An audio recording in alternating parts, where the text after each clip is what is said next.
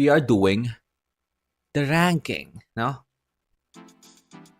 We are doing the ranking.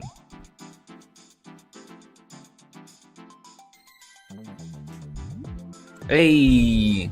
So,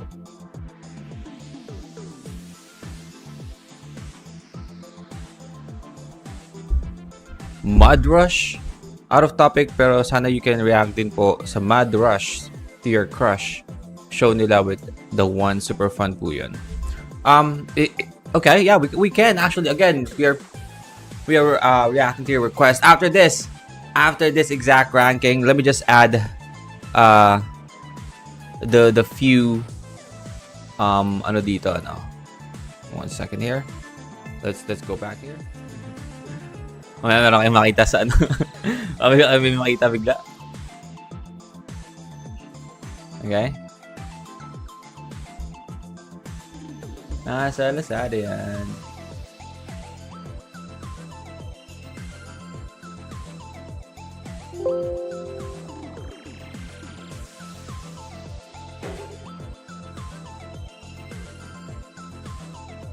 TM.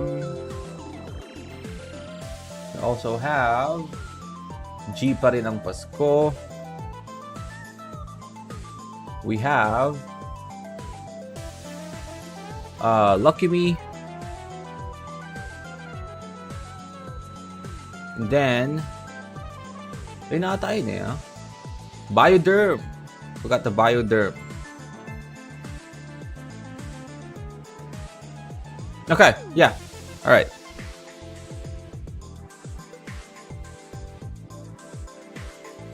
So this is our list, no?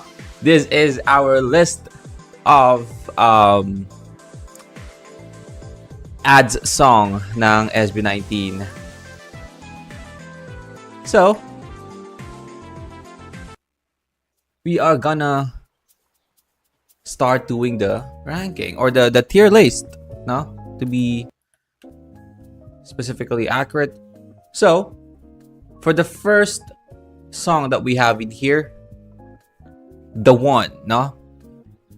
This is The One. Let me make this a no. The One. What do you think about The One, guys?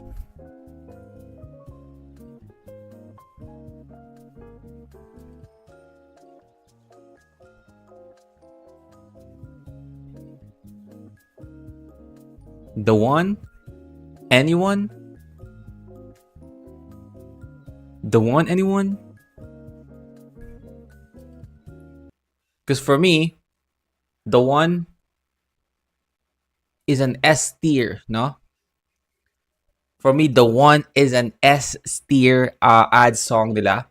Again, S, by the way, I'm sorry. Hindi ko pala in-explain yung ranking natin. So, we have S tier, meaning this sa S tier is yung ad song na sobrang ganda niya, no? Pwede mo siyang ilagay sa playlist mo. Na pwede mo siyang pakinggan, hindi siya para sa'yo, hindi siya parang pang-ads lang, no? And yun yung S tier natin, no? Sa A tier is maganda siya, no? Maganda siya, maganda siyang ads, pero hindi siya kasing ganda na parang, okay, so ihilera ko siya, ilalagay ko siya sa playlist ko kasama ng ng DAM. No? Diba kasi yung ibang kanta ng SB19, diba, nasa playlist mo. Tapos, ilalagay mo ba yung, for example, yung ad song na yun, ilalagay mo kasama sa mga literal na song nila. So, ibig sabihin, ganun siya kaganda. Yun yung S tier natin. Pero yung A tier, maganda lang siya, no? Ad song, maganda siya. Pero, hindi siya sobrang ganda na ilalagay mo siya sa playlist mo. Yung B tier natin, no, is tamang-tama lang siyang pang-ad song. Maganda siya, pero literal na pang-ad song lang siya, no? Hindi siya yung sa A tier kasi parang maganda siya para sa iyo, no? Mas maganda siya kaysa sa literal na ad song lang. Pero hindi siya sobrang ganda na ilalagay mo siya sa playlist mo. Yung B naman, sakto lang siya yung level ng ganda niya to be an advertisement song. Yung C tier naman natin is parang meh, okay. Parang okay na ginawa siyang ads. I mean, pwede na. No? So yun yung C natin. And yung D natin is yung parang ano, disappointment, no? Hindi wala pinag-isipan, no? Paano ba tong D tier natin? Parang hindi mo siya gustong marinig kahit for an advertisement. Ayun yung D natin. So yeah, so yung the one is an is an S tier, no? Sino ang sino ang hindi isang ayon? Ha? I've been listening to I've been listening to this song. S tier, no? The one. Man, solid na solid tong antang to. Um, Oo, na-LS din ako sa kantang to nung nag-live tayo. After ng live na yon, na sobrang kinakanta ko paulit-ulit siya sa isip ko. So this is an S tier, no? No, hindi parang okay lang sa akin kahit na ilagay ko siya sa playlist ko. Tapos alam mo yon, during long drive, naka-earphone ka, 'di ba? Naka-loop yung music mo, tapos biglang papasok to. Like, yeah, that's a good song. Sige lang. So, that's an S tier, no? Let's go for the next one. Next one is for Gcash, Tara Summer Na, no? This is the song, Tara Summer Na. We have two Gcash dito uh, if I remember correctly yan. So ito yung isang Gcash, G pa rin ng Pasko. Tapos Tara Summer Na. Sa Tara Summer Na naman, I will put it as a as a low A. Low A, so close to B. No, again, yung B natin is tama-tama siya for advertisement. Pero kaya siya naging tumaas siya sa B, sa A, pero sobrang low A. Kasi ano siya, parang yung energy nung kantang to, I really dig it, no. I really dig it. Yung hindi siya kanta na ilalagay mo sa playlist mo. Nah, man. Hindi ko siya nakikitang magiging ganon. But it's a low A, no? Still not a B. Maganda siyang advertisement. This one. So dito tayo magkakatalo. Nakalimutan ko pala yung isang natin, no? Isang rule natin dito. So for example, this one, yung sa Pepsi nila, yung sundin ng puso. Nakalimutan ko. Basta yung meron yung pinroad nating for me, this is also an S tier. This is an S tier. But, of course, meron tayong low S and high S, no? As much as sobrang na-LSS ako sa the one, I'm going to put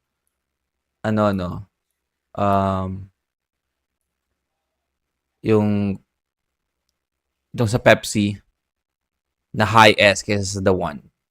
I'm sorry. Alam ko yung the one is ang ganda talaga. But I don't know.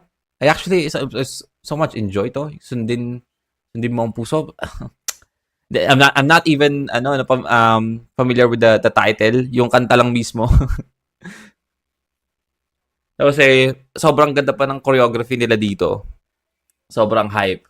Kaya gonna put that as an S tier, no? Hindi ko alam kung tagin mo siyang high S. Itong sa Pepsi na to, ako lang talaga.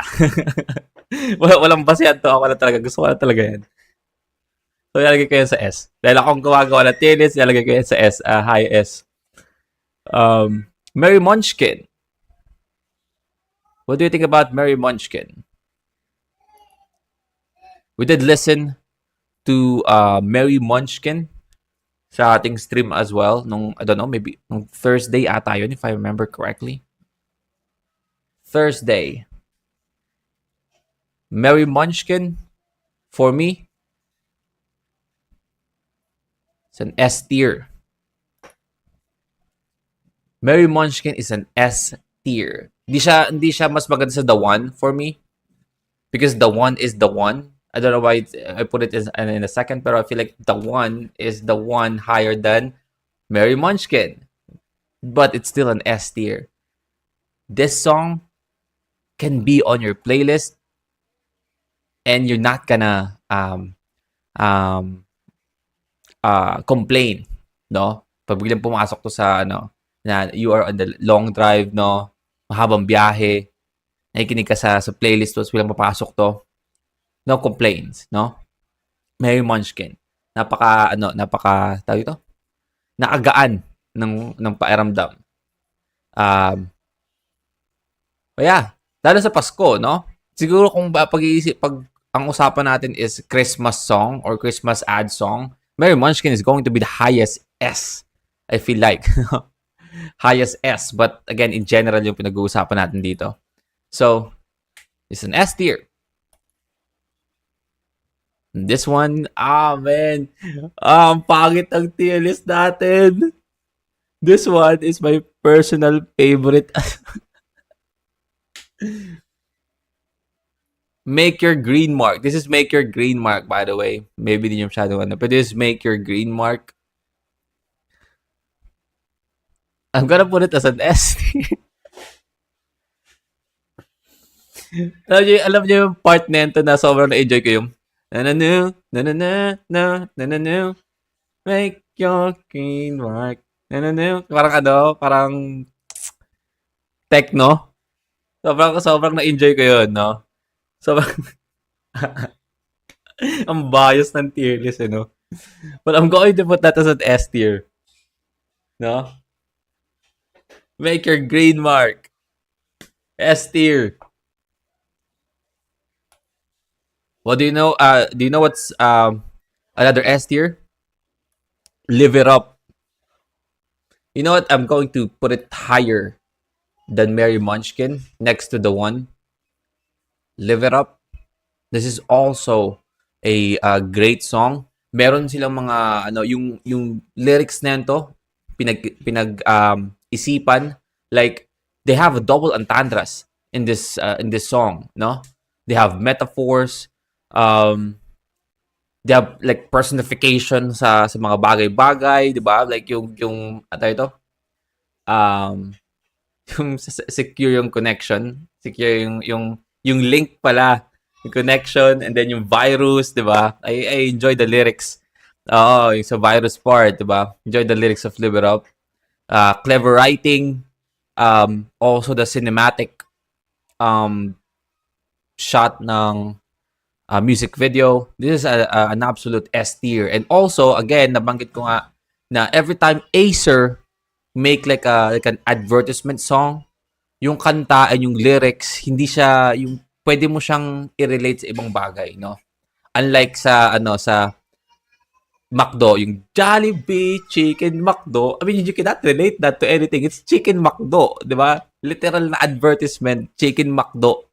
But this one, Live It Up, like yung lyrics niya, if, for example, nakatira ka sa ilalim ng bato, tapos hindi mo alam yung brand na Acer, pagkakamalan mo tong isang kanta lang talaga, like a standalone song. So, yeah, gonna be on your playlist. And you know what? Another one in the playlist, in the S tier, Ace Your World. Ace Your World. Oh my God, ang dami nating S tier, no? Ace Your World. Ang dating sa akin nito, parang pang gaming yung dating, no? Kasama nila si Sarah Geronimo dito.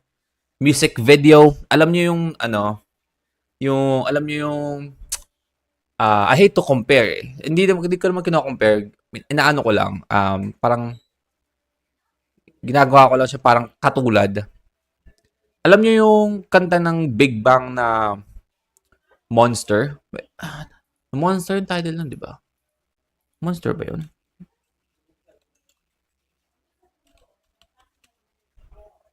Yeah, yung yung kanta ng Big Bang na na Monster.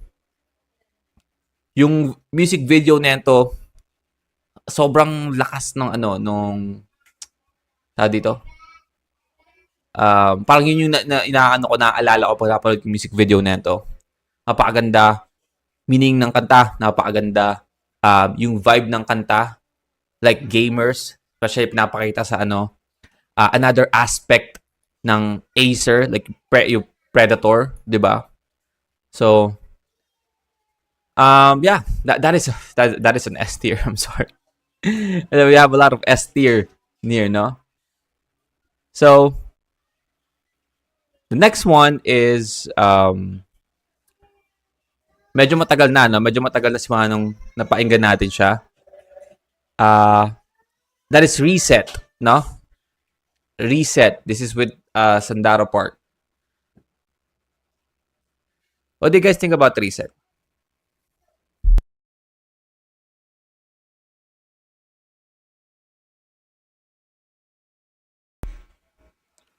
Because for me, I feel like Reset is going to be like a higher A. Hindi ko siya malagay ng S. Hindi ko alam kung bakit. There is a clever lyrics dito sa ano, sa Reset na si Sandara yung kumanta. But I don't know. I feel like nawiwikan kasi ako sa ano, sa vocals si Sandara dito. Parang sobrang nipis niya. But it's an high A para sa akin, no? Pero I cannot put Reset in S tier, no? Like, putting Reset next to Acer World. Like, you know, the writing, the lyrics, di ba? Live It Up, hindi ko siya malagay. Pero high, ano siya, high A para sa akin. Again, it's a good advertisement, no? Mas maganda siya kaysa sa yung like normal advertisement, like B. But hindi siya sobrang ganda para sa akin to put it in S tier. So, this one is, I mean, hindi ko dapat ito sasama, pero isama na lang natin. Ito yung ano, ito yung si Jada ba yun? Yung sa Pepsi. Yung ano, parang gumawa sila ng parody ng yung turn around. Every now and then, every now. Masama natin to. This one, for me, is a B tier, no? Tama siya pang ads. Effective siya, man. I know it's kind of like a parody, no? But, I don't know, na-enjoy ko siya, but for an advertisement, no? Like, this is like a very effective ad. Yep, very effective ad, no? Hindi siya pangit, tama siya for an ad. Same with Chicken McDo, no? I'm actually going to put McDo in high B, no? High B.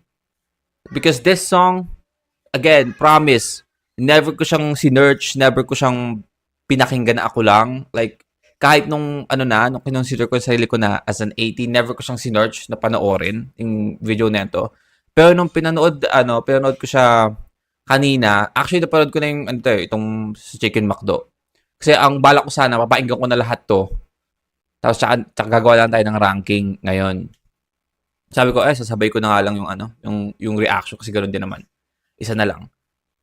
Pero I'm actually so surprised kung gaano ako ka-familiar sa Jollibee Chicken McDo. Mas juicier. So, yeah, it's very effective, no? Very effective. Nasa Lazada yan. Also a B, no? Higher than, nasa Lazada also a B, no? A very good advertisement song. We have Pure Gold. Mamaya na nga itong Pure Gold. TM. Itong TM, Jollibee. Ano pong Jollibee? Jollibee? TM, just listen to this earlier. What do you think about TM, the song with the Juans?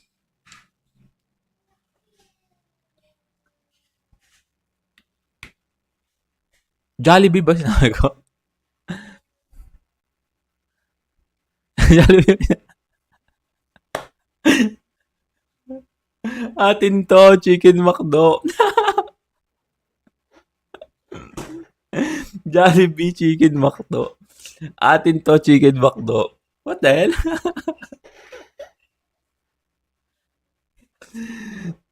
Kaya pala sabi ko, ba't Jollibee? Anong Jollibee? Ako pa nagsabi ng Jollibee. Yung naghalo, kasi may yung kwento ko nga kayo na, di ba? Nung, recently, like, pagpasok ng taon, ah, Jollibee, Chicken McDo. pagpasok na itong taon, tapos like late 2024, napadalas yung McDo namin. Pero kasi dito sa bahay namin, baka Jollibee dito sa bahay namin dahil sa mga anak ko, no. So gusto nila yung Jollibee. So I don't know why bigla kami nag-McDo. So yung parang I don't know, maybe yung dahilan ba't nasama yung Jollibee.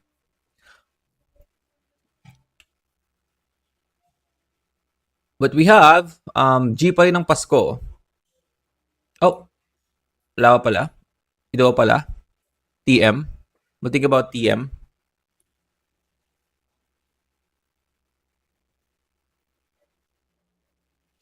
TM. Kasama ang The Ones.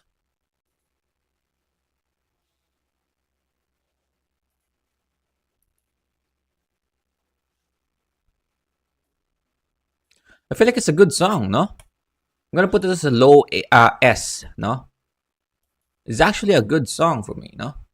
You know what? Nah. I'm sorry. I'm going to put that as a high A. I don't think that I'm going to listen to that, no? But it's a good song. Yeah. I'm not going to put that as an S tier. Like S tier is like a song, no?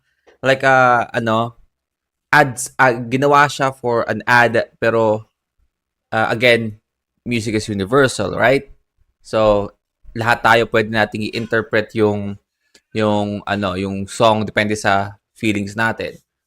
So kumbaga itong mga sa S tier na to, parang pwede mo siyang interpret as your own song, not an ad song. Pero I feel like itong sa TM kasi, I don't know why, it's a good song, no? But it's not an S tier. I'm not gonna put that as yung nice, no? I appreciate that, Julie. I'm gonna put that. I actually enjoy this, no? That's why I put it as an A. We just reacted to this today, so I'm gonna put this as an A, no? Because I actually enjoy it. So I think it's a good advertisement song. But not gonna be an S tier. Next is G pa rin ng Pasko. G pa rin ng Pasko.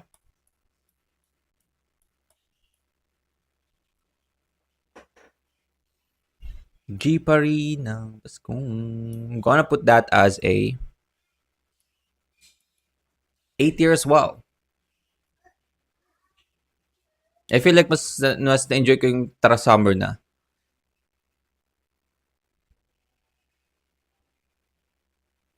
So I'm gonna put that as an next to Tara Summer na. Kasi kung mapipiliin ako sa dalawa, mas gusto ko yung Tara Summer na eh. Yung ganun dance step nila. Sobrang fresh ni Pablo dyan sa Tara Summer na. So I'm gonna put that as an A, no? A tier. Great song. Not gonna put that as my playlist.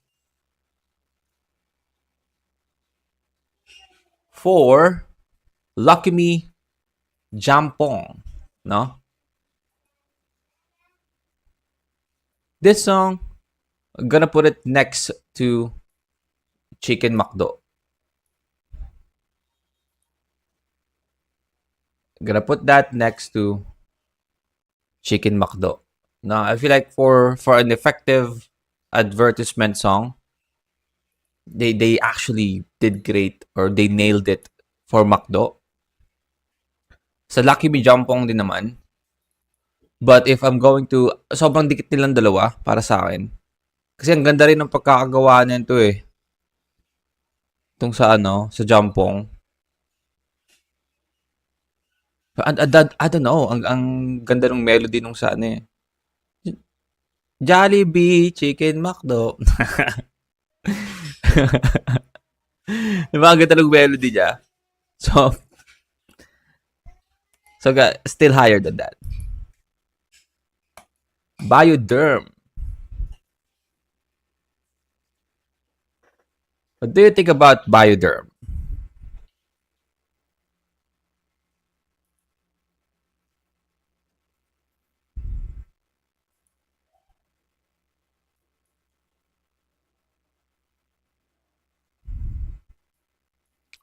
Bioderm? True. It's an A, no? A very fun song for an advertisement.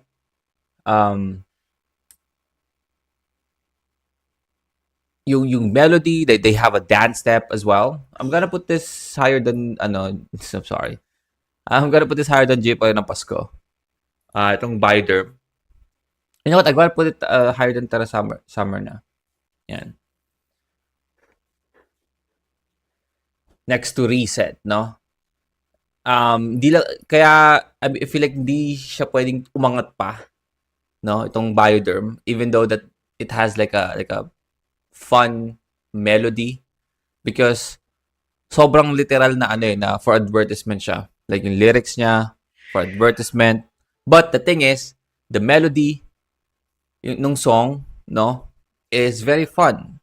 Like you can imagine the song or the melody of this advertisement song to be like an actual song, no?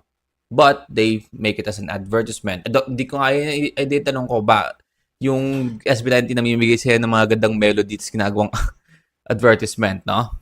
Namimigay lang nila as yung melody as an advertisement. They can actually make a banger songs. Like all of this, they can actually make an actual song, a banger song, no? Na para sa kanila lang, no? But binibigay nila sa mga sponsors nila. So yeah.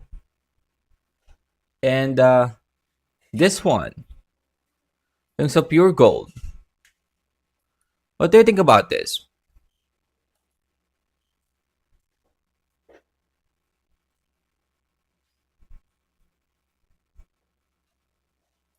Pure Gold. Pure Gold. What do you think about Pure Gold?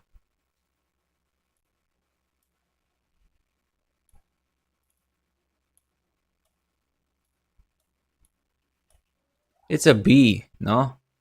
I'm sorry. Maybe may mga taong nag-enjoy para dito sa kantang to. Pero hindi ko siya na-enjoy talaga. I mean, yung melody niya is okay, no?